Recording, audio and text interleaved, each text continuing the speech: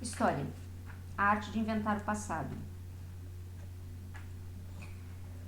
Ensaios de Teoria da História, Durval Muniz de Albuquerque Jr., EDUSC, edição 2007, parte 3, capítulo 12. Íntimas histórias. A amizade como método de trabalho historiográfico, nota da tradução. Texto originalmente publicado em Revistas Territórios e Fronteiras, Cuiabá, edição da UFMT, número 2, página 9 a 16, 2001. Páginas 211 a 217. Não falarei em nome próprio. O nome não seria apropriado para o que venho dizer aqui. Talvez do nome só me ajude a sonoridade, a roçar sua canção, sua música. Porque venho falar do alçar, do ir de um corpo, de uma presença. Venho falar talvez de um vulto, não daqueles que a espectrografia da historiografia tradicional vivia à caça, mas de uma imagem que se torna fugidia, de uma forma que vai perdendo seus contornos físicos, mas cuja presença diáfana parece se fazer cada vez mais próxima. Venho falar daquele que, quando mais ausente está do nosso convívio, mais presente se faz em nós. Daquele que, ao perdermos, descobrimos que sempre nos pertencerá. Daquele que, embora nos pareça apartado, é cada vez mais parte de nós. Venho falar do amigo. Cita. O amigo, tal como aparece na filosofia, não designa mais um personagem extrínseco, um exemplo ou uma circunstância empírica, mas uma presença intrínseca ao pensamento, uma condição de possibilidade do próprio pensamento, uma categoria viva, um vivido transcendental. Nota 1, fim da estação. O amigo é aquele que faz o outro alçar voo para fora de si mesmo, aquele que faz o outro, na busca de si, encontrar o entre si. O amigo marca, ocupa, é atuante. Ele forma e transforma no exercício da amizade. Quando o outro se relaciona comigo de tal maneira que o desconhecido em mim lhes responde em meu lugar. Essa resposta é a amizade memorial que não se deixa escolher, que não se deixa viver no atual. Nota 2.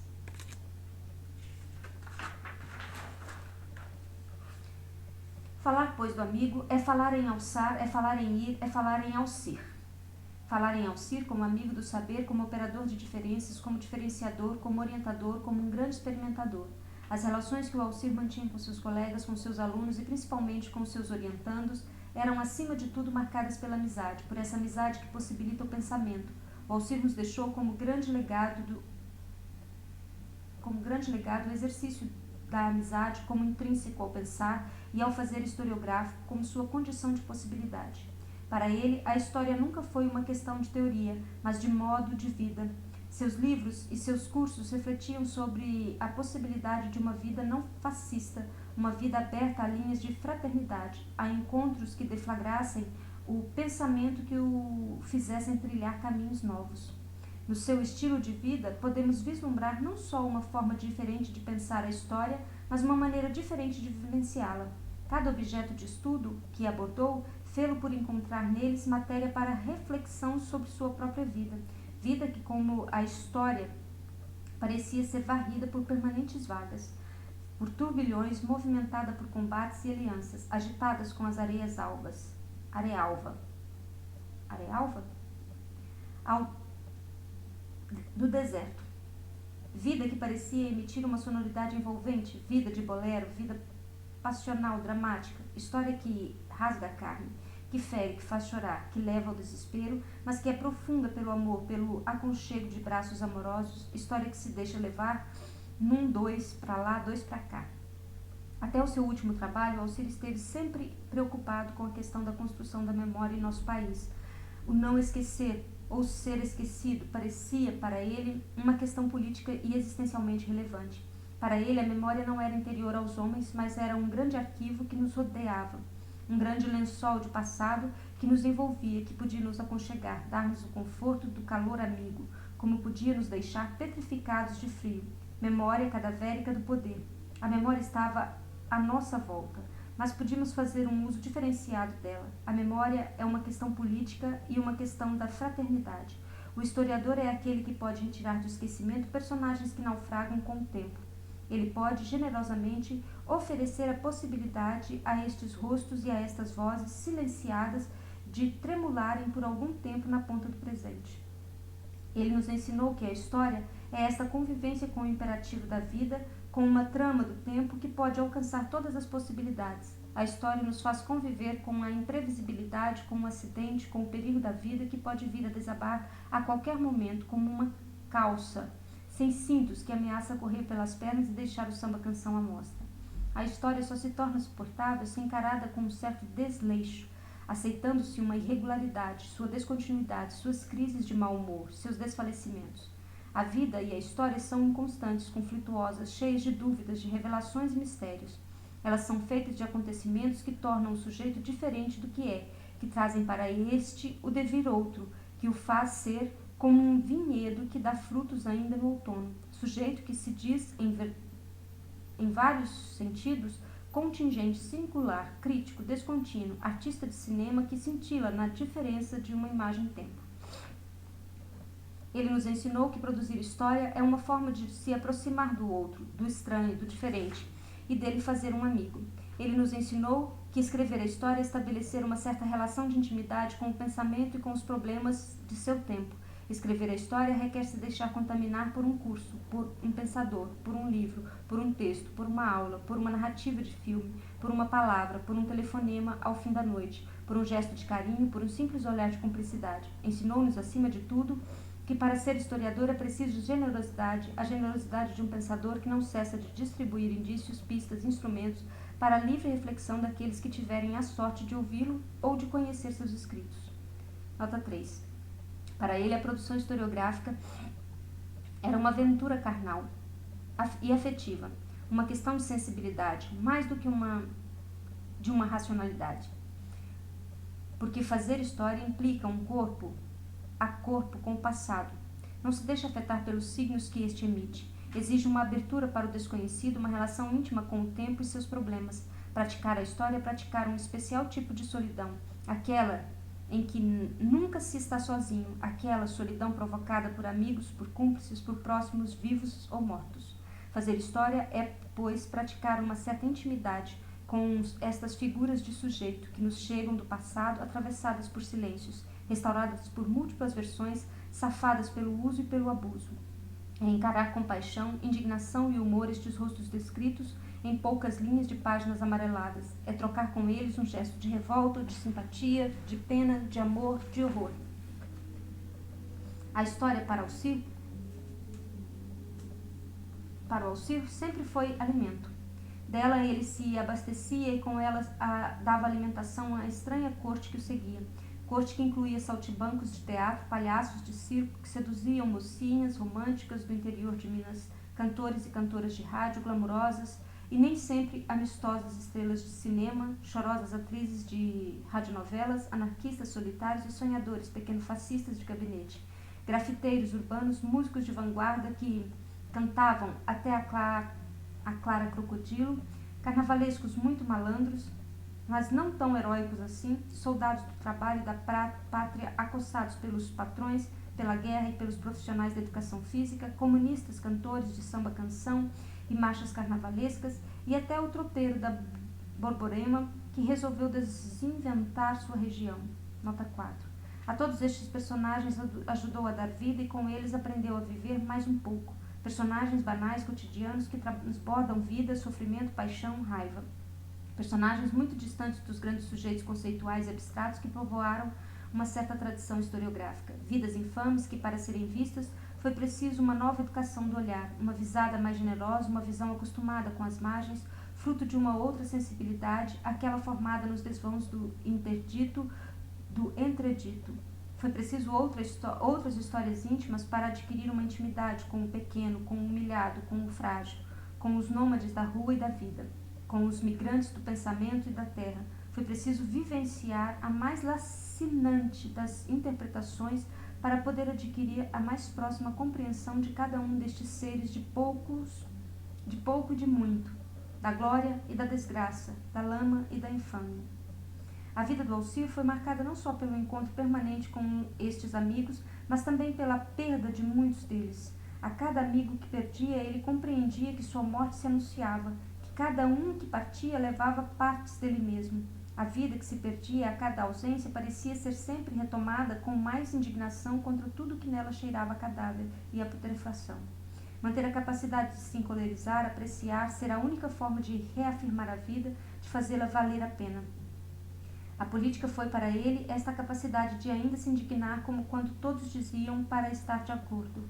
A política, para ele, sempre foi este exercício de desacralização que aprendeu cotidianamente, esbarrando com o que a sociedade chama de sagrado, afrontando e vendo outros afrontarem a sacralização do próprio corpo, pois percebeu que os deuses são os que menos têm apreço por ele. Afrontar os microfascistas ou microfascismos é a única forma de ainda poder viver a amizade no que ela tem de criadora, de fertilizadora. A amizade é política, e uma e outra são elementos intrínsecos do fazer história, seja como escrita, seja como prática. A história também deve ser escrita como um ato de indignação contra todas as forças que maltratam os amigos, que o impedem ou que os impedem de se fertilizarem mutuamente. A história deve ser um ato de indignação com a morte, com as forças que espalham a morte, lenta da miséria, da injustiça, do preconceito. Auxílio raro não é uma vida para ser contida nos simples momentos em que a vida individual afronta o universal, morte, como disse Deleuze. Nota 5. Um de seus companheiros de viagem. Sua vida não se reduziu a um corpo, a uma identidade de sujeitos, a um nome de autor, nem à perenidade e à inteireza de uma obra. Foi muito mais. Foi uma potência não organizada, não individual, que contagiou outros corpos, que fomentou outros pensamentos, que habitou e habita outras subjetividades em que se deixou rastros das lufadas de criatividade com que fazia balançar as certezas e as rotinas, rajadas de imagens e enunciados que nos abriam difíceis e perigosas trilhas do pensamento, caminhos que muitas vezes ele próprio titubeava em seguir. Como nos ensina Derrida, somos responsáveis pelo legado que recebemos, pelos aspectos ou espectros que nos habitam, por realizar a tarefa que o vulto apenas nos deixa entrever na sua viseira. Nota 6. Somos, pois, responsáveis por continuar percorrendo a trilha aberta pelo trabalho de Auxílio no campo da historiografia, obra que já começava voltada para uma abordagem inusitada do tema do abastecimento urbano no período colonial, mais particularmente do Rio de Janeiro, explorando suas dimensões políticas mais do que suas dimensões econômicas. Em suma, procurando mostrar as consequências políticas da emergência de uma camada social composta por comerciantes dedicados ao mercado interno, ligados ao setor da subsistência e não ao setor da exportação, e como estes se articulavam politicamente em nível regional e se projetaram em direção à corte. Redigido como dissertação de mestrado no início dos anos 70, este texto problematizava um dos conceitos mais queridos deste período, ou seja, o conceito de integração nacional e todos os desdobramentos que esta preocupação acarreta na Constituição do Estado Nacional.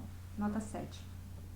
Na sua tese de doutorado, que resultou no livro Sacralização do Político, o Alcir continua tematizando a questão da nação e da integração nacional, agora nos anos 30 e 40, mais particularmente no período do Estado Novo. Sua preocupação recai sobre os investimentos feitos pelo Estado e por outras instituições e saberes para a constituição de um corpo político para a nação, que passava pela adoção de uma política de disciplinarização dos corpos e subjetividades da classe trabalhadora. O Alcir acompanha nesta obra o momento privilegiado da constituição no Brasil de subjetividades microfascistas que servem de parâmetro para se pensar criticamente o próprio momento em que sua tese foi escrita, ou seja, em pleno final do regime militar. A militarização dos corpos e mentes, a ênfase na virilidade do cidadão e do soldado, tomado como modelo de cidadania e patriotismo, são alguns dos indícios desta fascistização das subjetividades no país. Subjetividades cujas reações românticas à modernidade se cruzam com dogmas católicos, preconceitos raciais alimentados pelo discurso eugenista chegado da Europa, aspirações por um Estado forte e demiúrgico. Nota 8. Sua obra se encerra abordando mais uma vez os esquecidos, os discriminados, aqueles que um dia viveram a fama e a infâmia. Em Cantores do Rádio, Nota 9, a partir das vidas de Nora Ney e George Goulart, ele fala dos discriminados artistas populares, tema que lhe foi sugerido por um amigo, Afonso Carlos. Este tema lhe permitiu fazer uma viagem sentimental e sonora à sua infância, reviver a dor de cotovelos das primeiras desventuras amorosas e das primeiras derrotas políticas. Uma história nostálgica que parecia se apossar de alguém que pressentia o final da vida, que via o seu cotidiano ser rondado pelo aspecto ameaçador da morte.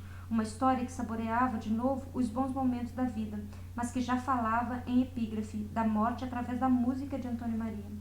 Cita: se eu morresse amanhã de manhã, minha falta ninguém sentiria. O que eu fui, o que eu fiz, ninguém se lembraria. Fim da citação. Como diz Certeau, nota 10, a história é, no Ocidente, uma outra forma de relação com a morte e, ao mesmo tempo, revela o quanto é efêmera qualquer vitória sobre ela. A história é um discurso que visa negar a perda, mas que só a torna mais presente. Trabalho da morte e trabalho de morte. A história, à medida que era praticada pelo Alcir, parece ter tornado a possibilidade da sua morte cada vez mais presente. Ele, nas últimas vezes que o vi, parecia emitir seus signos, falava de doença, de cansaço, de exaustão. A cada olhar seu, a cada gesto, a cada telefonema, ele parecia nos dizer que a vida se tornava mais urgente para ele. Parecia sempre cantarolar os versos de Nelson Cavaquinho e Guilherme de Brito. Por isso é que eu canto assim. Se alguém quiser fazer por mim, que o faça agora. Me dê as flores em vida, o carinho, a mão amiga, para aliviar meu mal. Assim foi a vida e a história para o Alcir. Uma mão estendida em busca de amigos, amigos do pensamento e amigos do sentimento. E é em nome dessa amizade que se afirma em cada encontro particular, nota 11, que nós escrevemos este texto para dizer que não o esquecemos, que ele fará sempre parte de nossa memória, que nos lembraremos dele sim e sentiremos muito a sua falta, que ele vive em cada um de nós. Notas. Gilles Deleuze, nota 1. Félix Guattari. O que é a filosofia? Rio de Janeiro, editora 34, 1992, página 11. Nota 2. Maurice Blanchot. La Escritura do Desastre, Paris, Gallimard, 1981. Bento Prado Júnior. A Generosidade do Pensamento, Caderno de Subjetividade, São Paulo, PUC, página 78, 1996. Nota 4. Aqui faço referência às temáticas de vários trabalhos de dissertação de mestrado ou de teses de doutorado orientados pelo Alcir ao longo de sua carreira, bem como a temáticas de seus próprios textos. Nota 5. Gilles Deleuze, Apu de Peter Prebar. Um Mundo no Qual Acreditar. Cadernos de Subjetividade, São Paulo, PUC, página 59 a 1996. Nota 6. Jacques Derrida, Espectros de Marx. Rio de Janeiro, Relume do Mará, 1994. Nota 7. Alcir Lenharo, As Tropas da Moderação, São Paulo, Símbolo, 1979. Nota 8. Alcir Lenharo, Sacralização da Política, Campinas, Papiros, 1986. Nota 9. Alcir Lenharo, Cantores do Rádio, A Trajetória de Nora Ney e Jorge Goulart e o Meio Artístico de Seu Tempo, Campinas, edição da Unicamp, 1995. Nota 10. Michel de Certeau, A Escrita da História, Rio de Janeiro, Forense Universitária, 1982, páginas 16 e 17. Nota 11. N. Vincent Buffon, da Amizade, Uma História do Exercício da Amizade nos séculos XVIII e XIX, Rio de Janeiro, Jorge Zahar, 1996, página 9.